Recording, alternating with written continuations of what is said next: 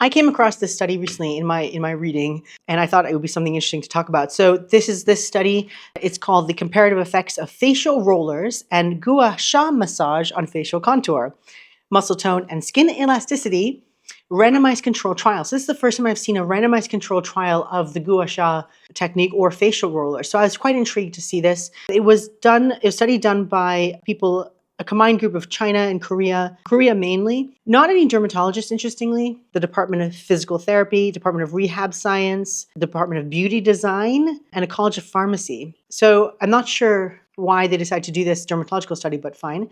So I was intrigued. This was published in May 2025 in the Journal of Cosmetic Dermatology. So I went through and had a look. I went in with an open mind. This was a study with 34 women in it. They had done a power calculation, which was impressive. So apparently that was enough power, people to power this and make it a legit study, apparently. The patients, the women, were between the age of 20 and 50. And it was a randomized controlled trial in the sense that they randomly assigned either facial roller or Gua Sha treatment to each woman.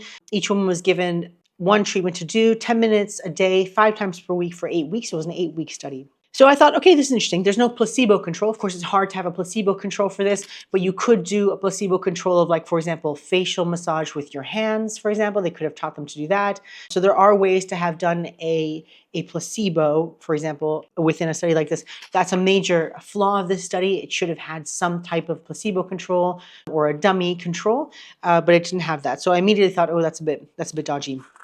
Now, when I looked further into the study, actually they used a device called the Refa Caxa M1. Now, this is this device here. It is made by this company that makes all these kind of facial devices. And this device has 2 parts on it. It has a facial roller side and a Gua Sha side. So immediately I thought, this is a marketing study. This is a study to sell a product. This is not a study to give me any useful information about anything.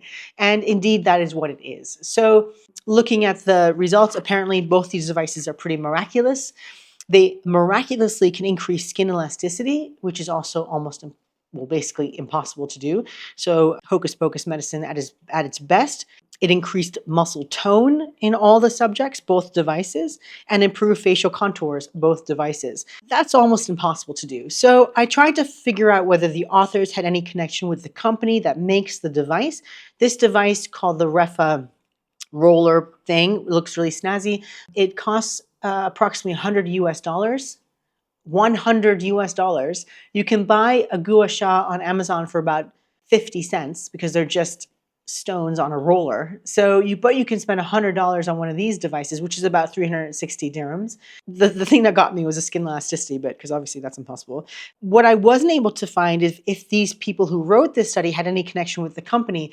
Now, on the beginning of it, it does say they have no conflict of interest. I find that extremely hard to believe. This whole paper is a bit dodgy in a sense that this is clearly made to sell a product and not for any kind of useful kind of medical need or information. It's not here to further evidence-based medicine, I'll tell you that. And I think it's important to highlight that this is a marketing study because it looks like very much like a proper evidence-based study, though it's not. And this is something that unfortunately your estheticians, perhaps aesthetic practices, will utilize this study to get you to buy something that's a little more expensive than it should be when you really shouldn't be buying it. This is a major, huge company. This company, that's a Japanese-based company that makes this.